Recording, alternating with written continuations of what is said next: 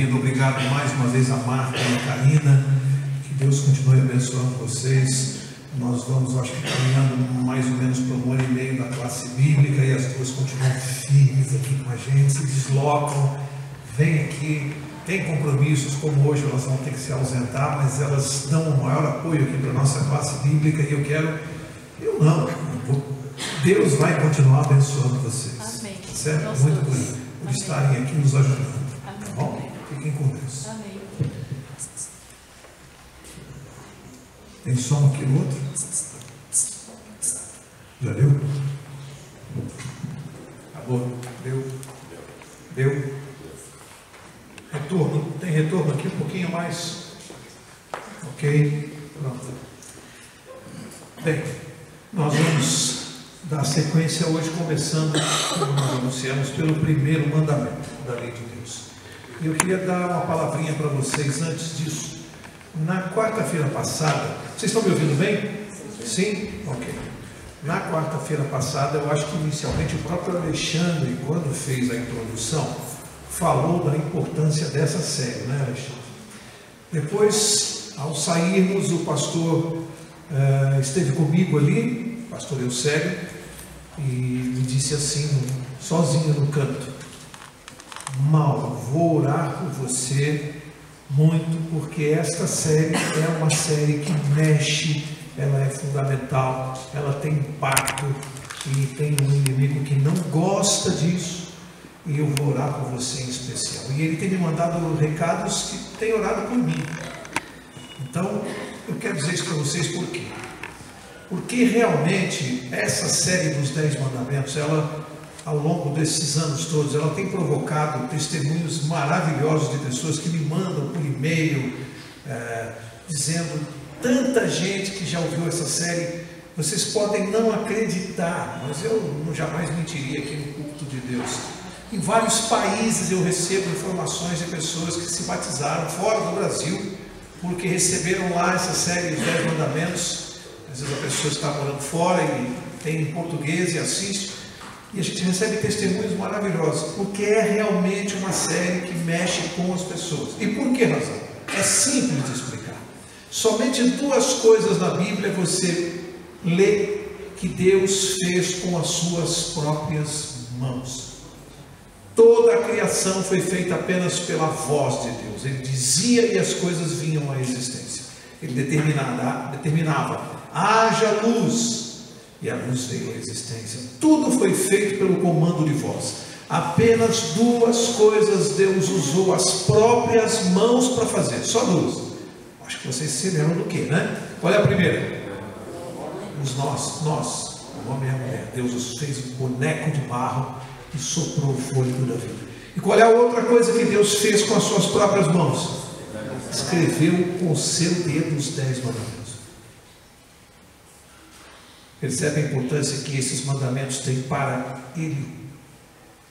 E nós, a importância que nós temos para Ele? As outras coisas Ele simplesmente mandou virem à existência, mas essas 2 Ele pôs as mãos. Portanto, nós estamos tratando de uma série que tem para Deus uma importância, uma relevância muito acima do que nós podemos compreender. E ao longo da série eu fui descobrindo, e as pessoas descobrem, você também, o quanto essa série, quando a gente vai mais fundo em cada mandamento, como nós vamos começar hoje, quando a gente desce e vai lá no princípio que está atrás da instrução de Deus, o quanto isso mexe com a nossa vida, quanto nos faz pensar, meditar, refletir, repensar. Mexe. Se você se deter a meditar sobre cada estudo dos 10 mandamentos, você vai ver o quanto isso revoluciona a nossa vida, pelo menos aqueles que têm interesse em salvação e em vida eterna. Abra lá a sua Bíblia. Hoje nós vamos estudar o primeiro mandamento, Êxodo capítulo 20, onde nós paramos na quarta-feira passada. Êxodo 20. Na quarta passada nós lemos a introdução, os versos 1 e 2. Hoje vamos começar com o verso 3, que é o verso em que está o primeiro mandamento. E ele diz assim, Êxodo 20, verso 3: não terás outros deuses diante de mim. Ponto. Este é o mandamento. Não terás outros deuses diante de mim. Há muitos anos atrás, melhor, havia na televisão um comercial que para mim marcou. Eu nunca mais me esqueci dele. Não sei aqui quem vai se lembrar. Ele começava mostrando uma penumbra na sala, um relógio na parede marcando 3 horas. E na penumbra estava uma mulher e começou a se entender que ela estava ali na penumbra aguardando o marido que ainda não havia chegado, eram 3 horas da manhã. Em seguida, ele coloca a chave na porta e entra. Quando ele acende a luz, ele vê a sua esposa sentada na sala esperando por ele às 3 da manhã. E ela disse: por que você chegou a essa hora? E ele disse: eu avisei a você que eu ia atrasar no trabalho. E ela disse: mas você não me falou que ia chegar às 3 da manhã? E ele disse: eu também não sabia. Eu acabei me envolvendo nesse relatório e demorei mais tempo do que eu imaginava. E é por isso que eu estou chegando agora. E aí ela olha para ele, ele olha para ela, aquele segundo assim, e ela diz para ele: então vai tomar teu banho que eu vou esquentar o seu jantar. E aí termina o comercial escrevendo assim embaixo: credibilidade é tudo. Não sei quem se lembra. Credibilidade é tudo. Ele gozava de credibilidade com a esposa. Ele nunca deu motivo para que ela desconfiasse dele. Ele tinha crédito. Então, como ele disse que estava no escritório até as 3 da manhã e ele tinha credibilidade, ela não tinha motivo para não acreditar. Ele nunca deu motivo para não acreditar. Por que eu estou falando disso? Por que credibilidade é tudo? Porque hoje nós vamos estudar as instruções, a primeira instrução que nós aprendemos na quarta-feira passada, que na verdade quando se fala na lei de Deus, nós falamos das instruções de Deus para a nossa vida. Isso são instruções, você segue se quiser. Nós estamos falando de alguém que tem credibilidade. Esse alguém é Deus. Então, quando ele nos dá instruções, você compreende, ele tem credibilidade conosco, ele nunca mentiu, nunca nos enganou, nunca falhou. Ele tem credibilidade. E quando eu entendo isso, eu já passo a observar esses mandamentos de uma maneira diferente, de alguém que merece crédito. E ele diz: não terás outros deuses diante de mim. E nós vamos aprofundar isso hoje, começando pelo princípio que está por trás do mandamento. Lembre-se, a cada quarta-feira, a cada mandamento, nós vamos destacar o princípio que está por trás. Por quê? Porque o princípio, tanto quanto o mandamento, o princípio é eterno. É impossível que o homem viva sem respeitar esse princípio. Qual é o princípio que está por trás deste mandamento?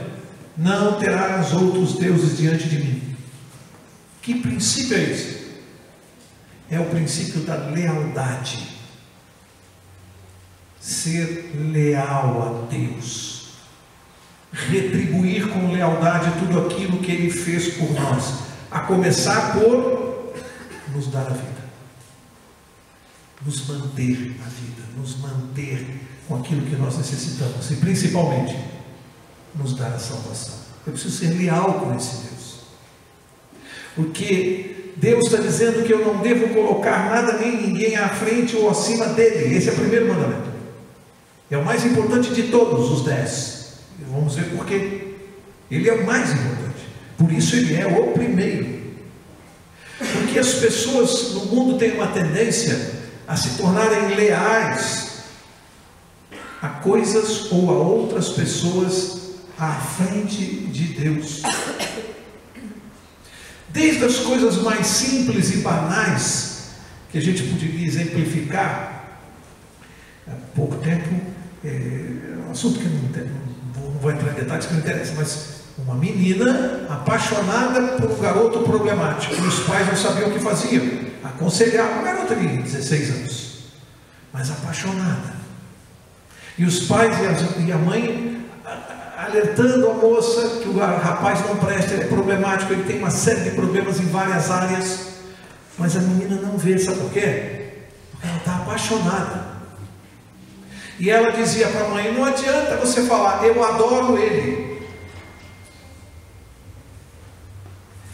Às vezes os pais alertam, especialmente nesse caso em que o garoto manifestava violência, menino agressivo, é perigoso, e tem os jovens aqui, é perigoso, menina, você, menina, noiva, alguém que está namorando, quando um rapaz, nas brigas, eleva a voz, puxa pelo braço, machuca, dá tapa, fica esperta. E os pais avisam, olha, ele é violento, ele tem traços de violência. Isso pode vir desde o berço, pode ser coisa que aconteceu lá na infância, com violência do pai, há vários motivos. E esse garoto desenvolve. Agora, há pouco tempo atrás, vocês viram na televisão o caso desse garoto que deu um murro na cara da professora e fechou o olho dela. E agora as matérias estão dizendo, estão levantando a vida do menino e estão vendo que ele é vítima de violência no lar, é espancado pelo pai.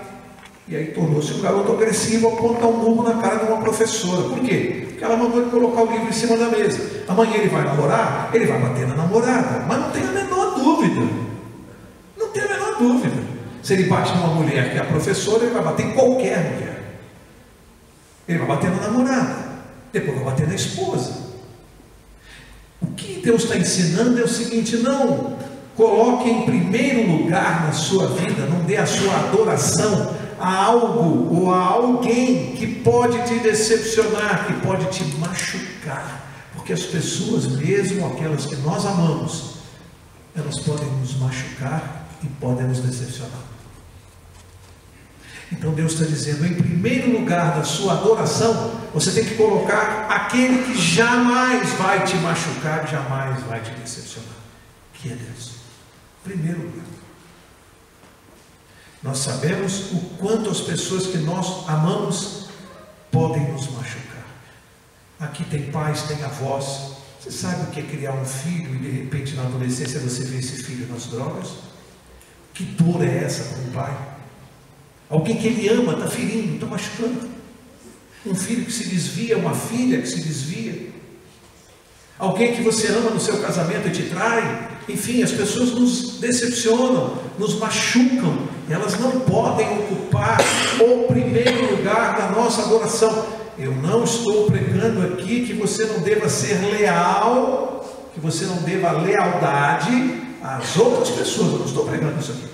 Eu apenas estou pregando que o primeiro lugar da minha devoção de lealdade, este lugar é de Deus. É isso que eu estou pregando. Em segundo lugar, eu devo lealdade à minha esposa, devo lealdade aos meus pais, aos meus filhos, aos meus vizinhos, aos meus clientes. Eu devo lealdade, claro, é evidente, não pregaria diferente. Mas em primeiro lugar, ou seja, eu não posso colocar, este é o ponto, nada, nem ninguém acima de Deus. Ninguém pode disputar esse lugar com Deus na minha vida. Eu anotei aqui para ler para vocês, quando Deus deu esse mandamento, havia os deuses daquela época, que obviamente não são os nossos de hoje.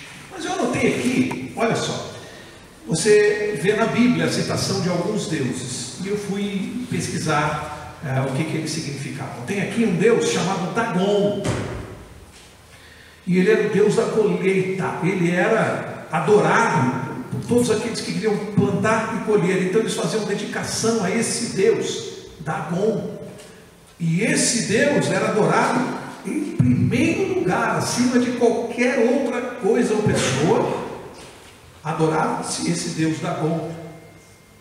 Depois você tem outro chamado Astarote, isso você vê na Bíblia. Astarote era a deusa da fertilidade. Detalhe, alguém sabe como era feito o culto a essa deusa Astarote? Alguém lembra? Esse culto, no culto eram dedicadas orgias sexuais à deusa da fertilidade.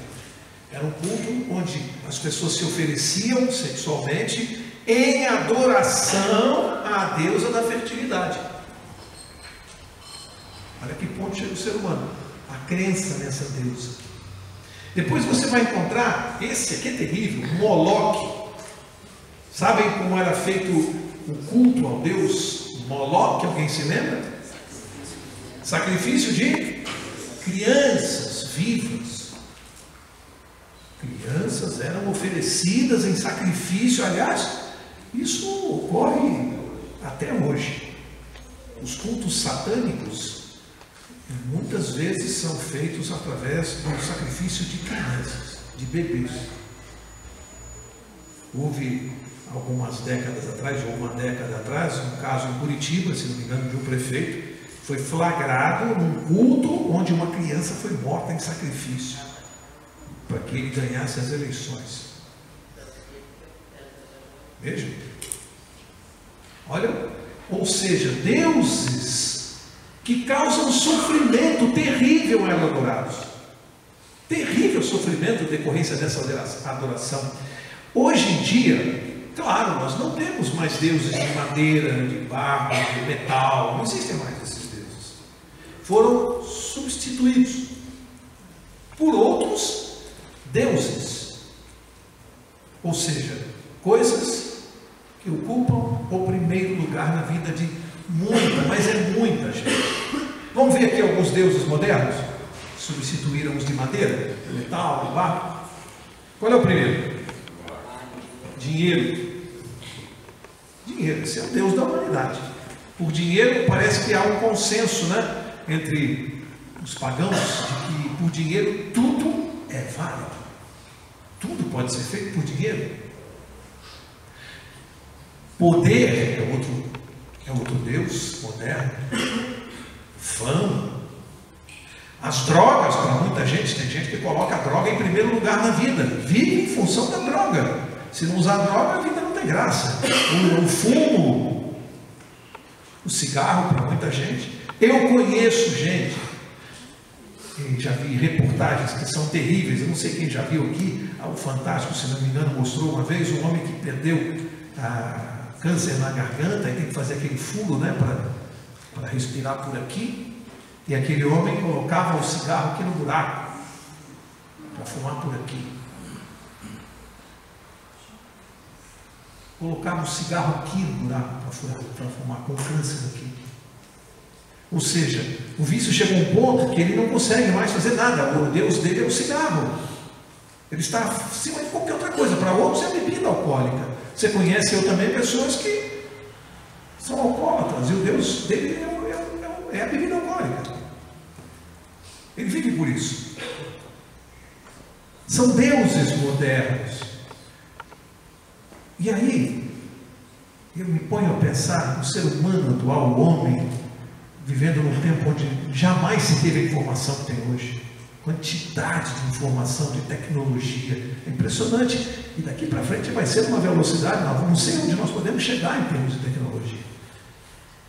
Esse homem moderno, ele não consegue resolver problemas, como eu disse aqui na aula passada, da questão moral. Os problemas tecnológicos, a ciência resolve quase todos, os morais ela não consegue resolver nenhum. E aí, fica aqui, eu fico impressionado vendo que a ciência é preocupada em resolver o problema da AIDS. Tem que tentar mesmo, tem que fazer de tudo para tentar resolver. Hoje já se consegue evitar que a pessoa morra, já há uma qualidade de vida, mas é incurável. E aí, qual é a solução do homem? Que interessante, para pensar junto comigo. A solução humana é a seguinte: é usar preservativo. Tá certo? Vamos fazer o quê?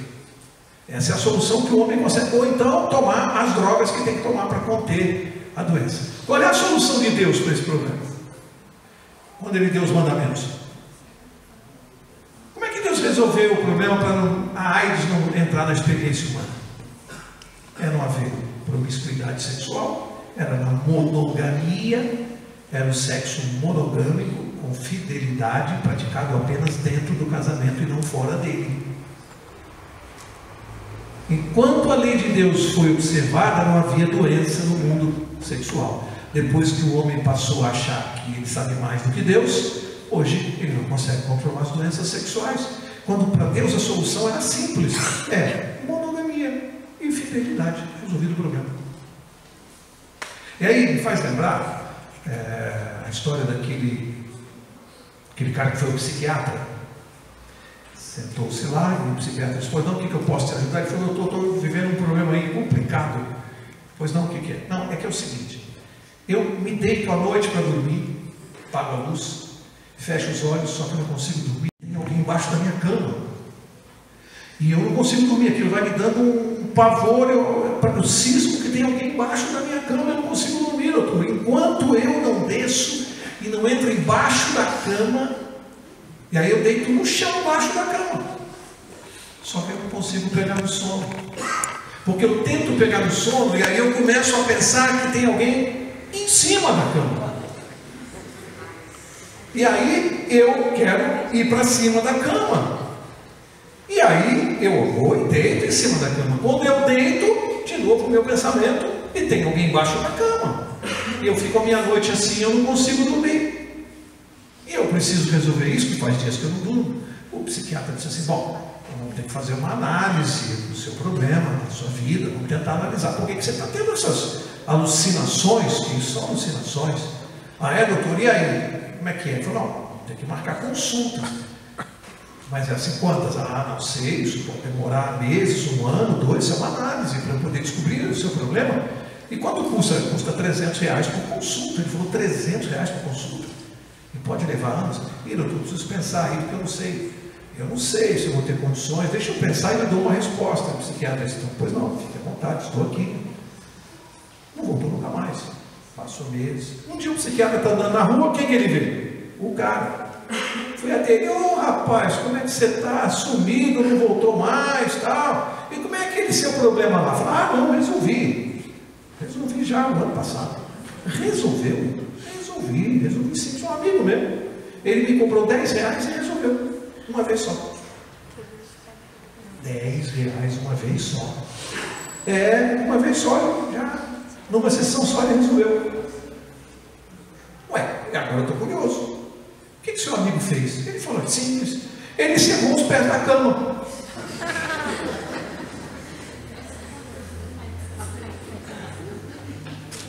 Certos problemas, a solução é simples. A gente ri, mas solução mais simples e idiota do que essa. As soluções de Deus, elas são simples. É simplesmente o homem ser monogâmico e fiel. Não teríamos AIDS.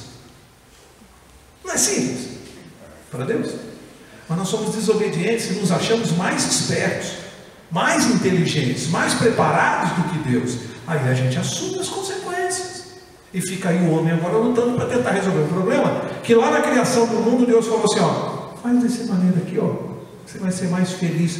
O que nós falamos aqui na quarta-feira? 2 motivos para a gente estudar os mandamentos. Primeiro, sermos felizes. Salmo 1. E o segundo, sermos prósperos, bem-sucedidos. Vamos lembrar isso toda quarta-feira? Nós estamos aqui para sermos mais felizes e bem-sucedidos na nossa vida. Toda quarta-feira eu vou lembrar isso. É por isso que nós estamos estudando os mandamentos. Sermos mais felizes e bem-sucedidos. E Deus tem a fórmula, que não é mágica, ela é simples. É simples, não há complicação nas coisas de Deus. Agora, tem uma coisa importante que eu preciso aprender quando se fala em não ter outros deuses. Abra sua Bíblia no Evangelho de Mateus, no capítulo 4, e vamos ver o quanto Satanás tem noção da importância dos mandamentos, e é por isso que ele se revolta quando nós estudamos os mandamentos, quando alguém se detém a meditar neles. Isso irrita profundamente o inimigo de Deus, profundamente, porque ele sabe a importância desses mandamentos na vida e na salvação das pessoas. Ele sabe. E aí ele quis inverter esse mandamento e colocar Jesus à prova. Veja como ele sabe onde ele deve nos atacar. Mateus 4, eu vou ler os versos 8 e 9. Esse é aquele episódio que Satanás levou Jesus ao alto do monte para tentá-lo, né? Nos versos 8 e 9 diz assim: levou a Jesus, né? Novamente o diabo ao monte muito alto, mostrou-lhe todos os reinos do mundo e seu esplendor. E lhe disse: tudo isto te darei se prostrado me adorares. Percebe que a questão é a adoração? Satanás sabe. O ponto é a adoração. Então, diz a Bíblia que para tentar Jesus, Ele o conduziu ao alto, lá no lugar mais alto do monte, e disse para Jesus: olha aqui, 360 graus, observa tudo isso. Tudo isto eu te darei por uma coisa muito simples, Jesus. Se você, basta para você ganhar tudo isso, você ficar de joelhos e me adorar. Vocês sabem que isso é feito até hoje, nos cultos satânicos, com resultados positivos.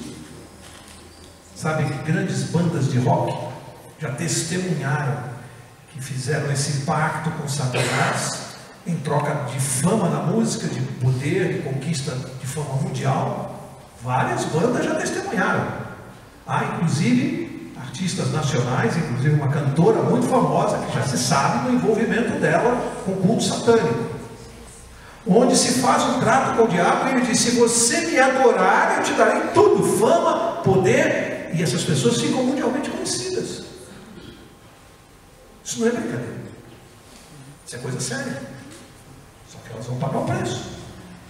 Vai chegar o momento de acerto de contas. E aqui Satanás fez isso com Jesus. Basta, mas só ficar de joelho e me adorar, e eu te dou tudo. Agora, o que vocês acham que ele mostrou para Jesus lá de cima? O que ele mostra para nós? Ele mostrou dinheiro, riqueza, fama, sexo, drogas. Mostrou tudo isso para Jesus. Mostra o que mostra para nós, o que normalmente mexe com a cabeça do ser humano. Imagina quando você junta tudo isso numa pessoa só: dinheiro, fama, poder. Olha, basta você me adorar. Satanás está dizendo: me adora e eu vou te dar tudo isso. Há uns 2 sábados atrás eu assisti no programa da Novo Tempo, um testemunho naquele programa 180 graus, de um homem que era satânico, participava de cultos satânicos. Alexandre, ele deu o testemunho dele, como eram os cultos satânicos quando ele frequentou, as caveiras que ele colocava no quarto dele, quanto ele brincava e zombava de Jesus Cristo.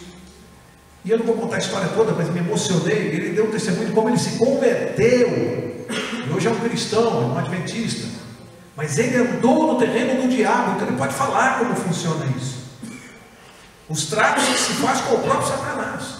E tem gente achando que isso é brincadeira, que isso é bobagem. Não é não, é coisa muito séria.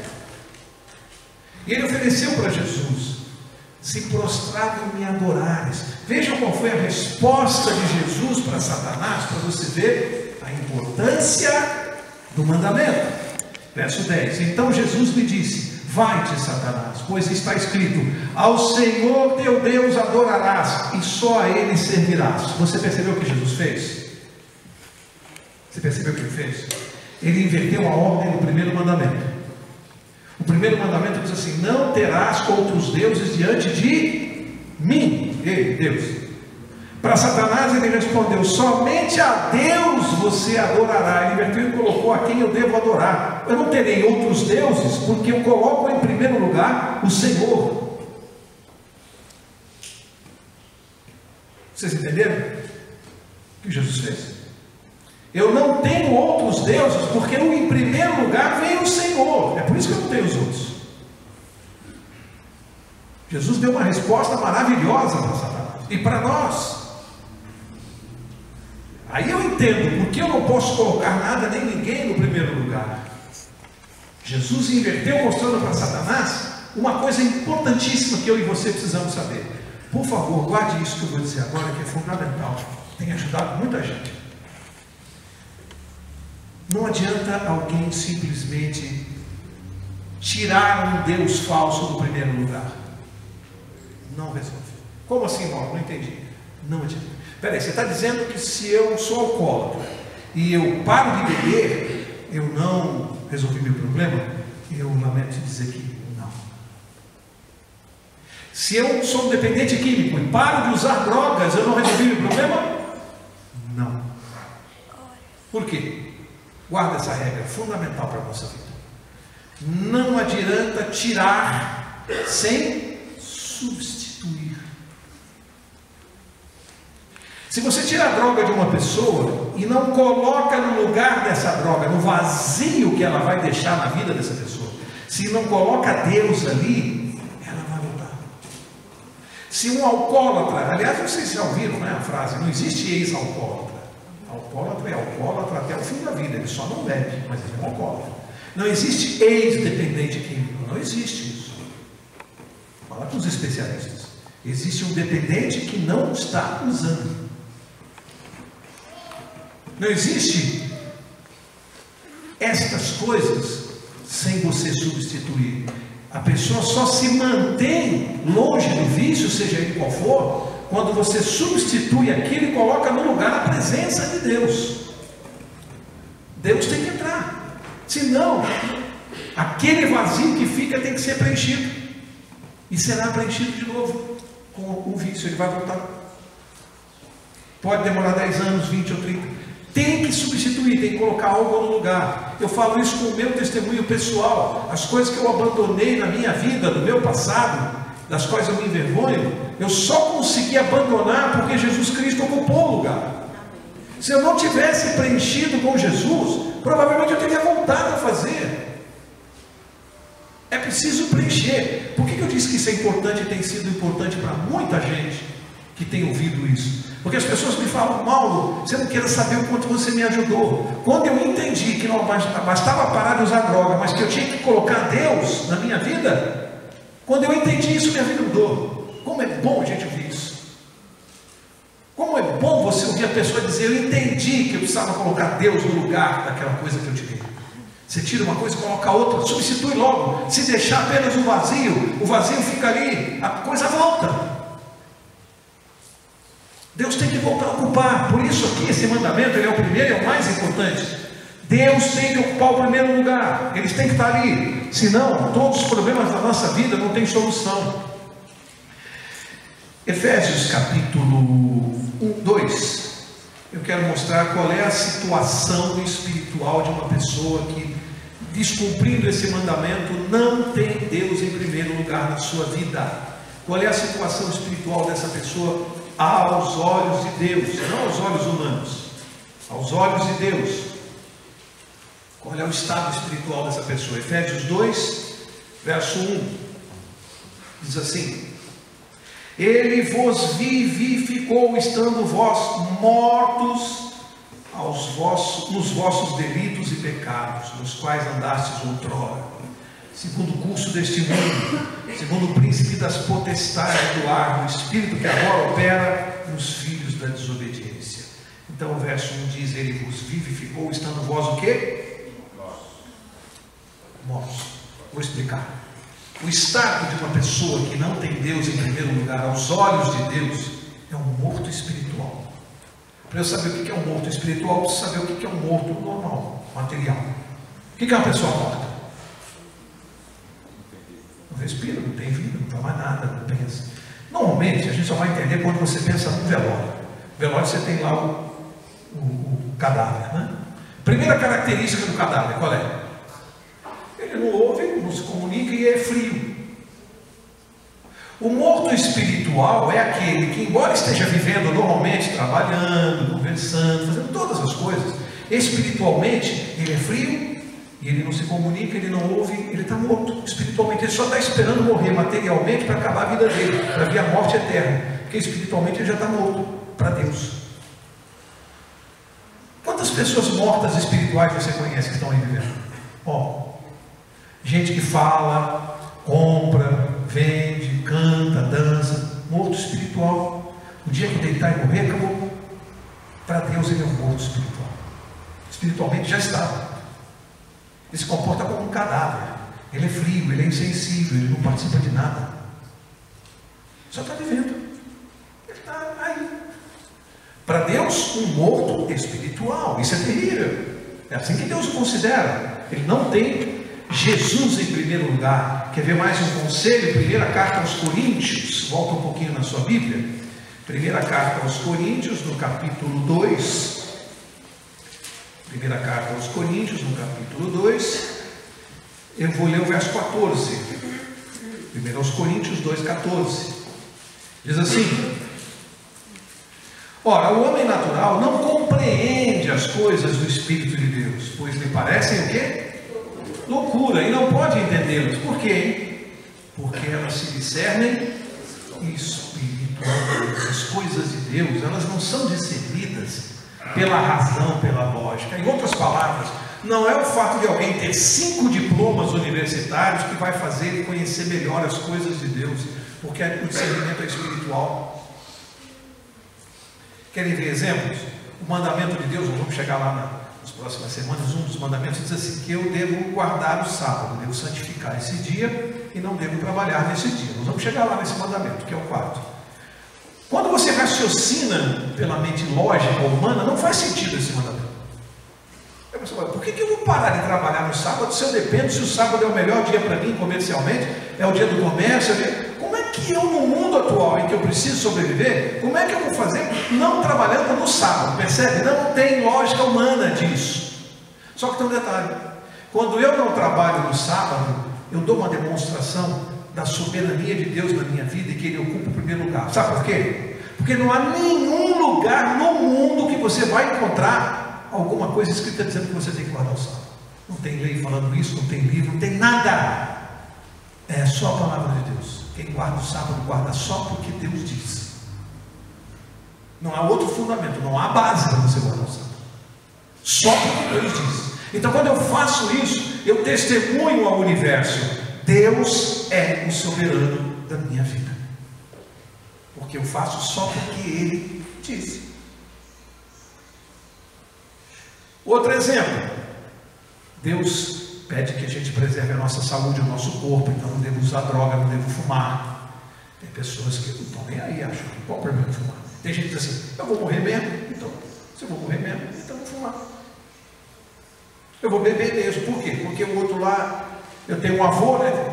Bebeu até os 90 anos, morreu com 90 anos, é atropelado. E aí o cara acha que isso é a regra para beber, para encher a cara. Você conhece pessoas que falam isso, né? Então aí vem o homem, o ser humano, Deus falou assim, não fuma, você vai se matar, você vai ter câncer. Aí vem um homem, ele é inteligente. Eu vi alguns anos atrás, isso marcou para mim, um jurista da minha área, então eu sei, conheço bem a pessoa, um homem muito inteligente, que disse assim, que é inconstitucional você proibir a pessoa de fumar em lugares públicos. É inconstitucional, porque a pessoa tem o direito de fumar, porque fumar não é crime. Então, como eu só posso ser proibido de fazer o que é proibido por lei, se a lei não proibir fumar, eu não posso ser proibido de fumar. Ele usou a lógica jurídica. Então, se não é crime, você não pode proibir a pessoa de fumar em público. Ele se revoltou porque os restaurantes obrigavam a ter uma ala separada. Ele disse que não, que o fumante pode fumar onde ele quiser, porque não é crime. Então veja, na lógica dele, ele está protegendo o direito de quem? O do fumante, o direito do cara que quer se matar, em detrimento do direito das vítimas que vão respirar esse ar. O direito das vítimas, isso aí ele está defendendo o direito do fumante, provavelmente ele é um fumante. Então aí vem o ser humano e para resolver o problema ele faz assim, não é simples, vamos fazer assim, vamos criar um lugar, um restaurante, a ala dos fumantes. Então você vai ao restaurante, vai vir naquele canto lá, todo mundo que fuma. Bom, se esquece que o garçom vai servir ali, né? E vai morrer de câncer. Em segundo lugar, é um negócio interessante esse negócio de você fumar ali naquele canto. Imagine aqui, nós estamos aqui, alguém determina assim, ali naquele canto lá no fundo, onde está o campus, ali pode fumar. E a gente fica aqui. É o mesmo, desculpa, eu vou fazer um exemplo aqui meio chulo, mas eu acho que é o que se encaixa. É a mesma coisa que você pegar uma piscina olímpica e você tem aquela que tem as raias, raia 1, 2, 3, até a raia 7, e você falar assim, ó, só pode fazer xixi na raia 1.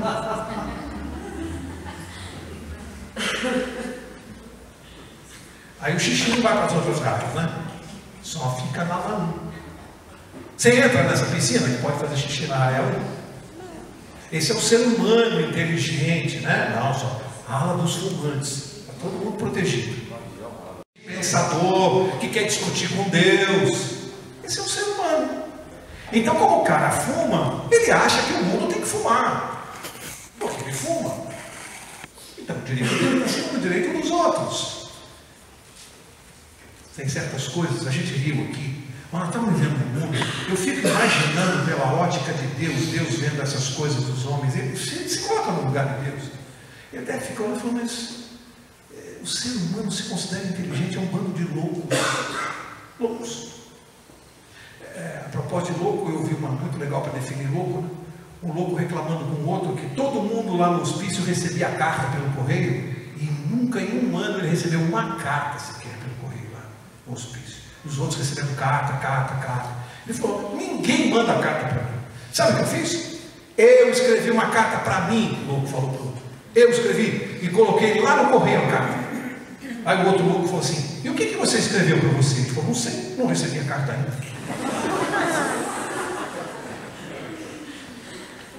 Não parece o ser humano? Não parece o ser humano? Deus olhando lá de cima, um bando de loucos, falando coisas que não têm o menor sentido. Esse é o homem. Coisas que não têm absurdos do ponto de vista espiritual. Mas esse é o homem, inteligente, esperto, né? Como dizem os cariocas. Eu quero encerrar. E para encerrar, eu sou obrigado, não posso esquecer duas coisas aqui, das minhas anotações. Duas. Como é que eu resolvo esse problema de colocar Deus em primeiro lugar na minha vida? Um exemplo aqui simples que todo mundo conhece aqui, a maioria. Lembra-se lá da história de Lázaro, que tinha morrido, ficou 4 dias, e Jesus já estava cheirando a mão. Jesus chegou lá e mandou fazer o quê? Tirar a pedra. E aí o que ele disse? Lázaro, sai para fora. O que aconteceu? Lázaro desataram os nós e lá Lázaro sai. Lázaro, ele teve essa ressurreição por causa do quê? O quê? O que ele ouviu? Ele ouviu a voz de Deus. O que muda a nossa mente, o que renova a nossa mente, o que reconstitui a nossa mente é a voz de Deus. Você não vai encontrar em outro lugar no mundo a palavra de Deus. O único meio de eu colocar Deus em primeiro lugar é o contato com esse livro e a oração. É a palavra de Deus que vai renovar a minha mente, como está lá em Romanos 12:2. Vai renovar a minha mente. É a palavra de Deus. Segunda coisa fundamental que eu posso fazer para mostrar que Deus está em primeiro lugar, é uma regrinha simples. É dessas coisas simples de Deus que eu venho citando aqui. As coisas simples de Deus que funcionam. Antes de qualquer atitude que você vá tomar, ou decisão, das mais simples, das mais complexas, você fazer uma simples pergunta muda a nossa vida. Uma pergunta. Faz esse exercício. Eu fiz na minha vida e tenho feito. Simples. Você colocar a pergunta na sua mente, que é a seguinte: o que Jesus faria nesta situação? Se você fizer essa pergunta em todas as coisas da sua vida antes de tomar a decisão, você vai ver quantas coisas você vai mudar. Só de perguntar: o que Jesus faria no meu lugar? Alguém te xingou no trânsito, te fez um sinal feio. Antes de responder, se você perguntar: o que Jesus faria no meu lugar? Muda o seu comportamento? Muda. Percebe? O que Jesus faria no meu lugar? Se você pensar o que ele faria, você vai ver que isso vai mudar o seu comportamento. Porque você vai ver que o que você ia fazer, ele jamais faria. Ele jamais faria. Ele não responderia com palavrão, ele não agrediria. Se você perguntar, para as coisas, vamos citar coisas simples, vai? Às vezes se critica a maneira, por exemplo, como as mulheres se vestem no mundo de hoje, até o povo evangélico e tal. Não adianta alguém chegar num culto ou querer dizer como deve se vestir uma mulher, se o corpo pode ser. Não importa, isso é bobagem. É só a mulher colocar na mente dela assim: ó, eu me apresentaria diante de Jesus da maneira como eu estou vestida. Ninguém precisa dizer para ela nada, é só ela perguntar se ela se apresentaria diante de Jesus da maneira como ela está vestida. Muda o comportamento. Me apresentaria para Jesus assim? Você não precisa dizer para ela como ela deve se vestir. É só você fazer a pergunta.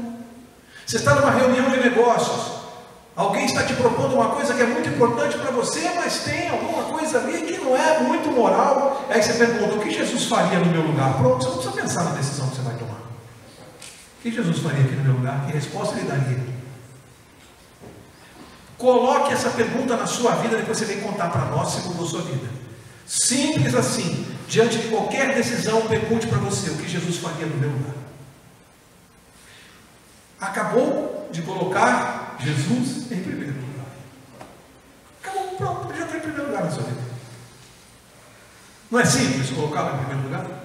É você consultá-lo antes de fazer qualquer coisa. Agora ele está em primeiro lugar. Agora ele vai governar, ele vai ditar os seus atos, ele vai te conduzir. É que você vai pensar o que ele faria. E interessante, né? A gente sabe o que ele faria. Já pensou nisso?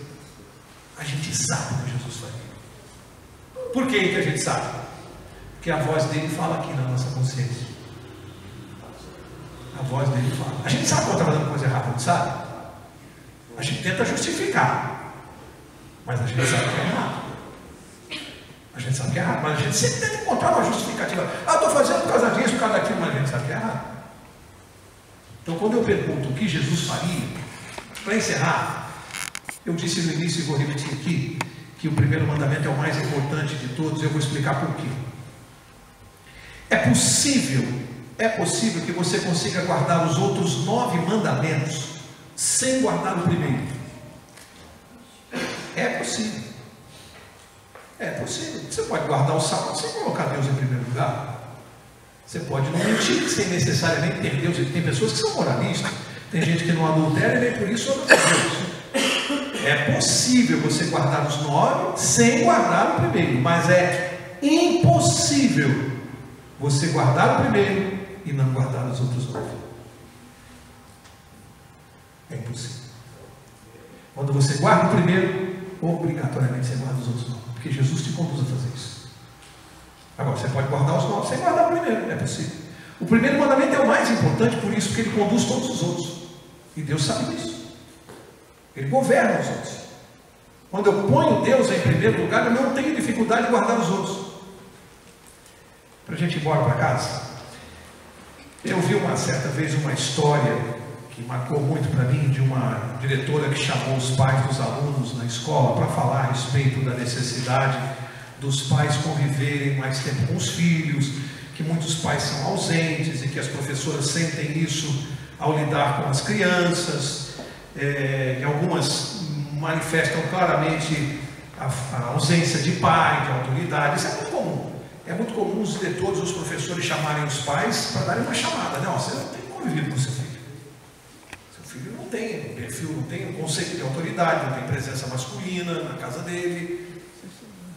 E aí, numa dessas palestras, a professora falou, e no final, um pai muito humilde procurou por ela sozinho no final e disse assim: olha, a senhora falou coisas muito importantes, eu concordo com a senhora. Embora na minha vida eu não consiga fazer isso, porque eu sou um trabalhador, eu levanto às 5 horas da manhã, eu tomo 2 trens e um ônibus, vou trabalhar, eu chego na minha casa, depois de tomar 2 trens e um ônibus, eu chego 10, 11 da noite, para dizer para mim: eu estou aqui, eu estou cuidando de você, confie em mim, segue, continua, resista, falta pouco, procura observar se você tem um nozinho na ponta do seu lençol. Como é bom saber que o nosso Pai cuida da gente mesmo quando a gente não está vendo. Que Deus te abençoe. Na próxima quarta nós vamos para o segundo mandamento. Eu vou pedir para o Alexandre encerrar com a oração.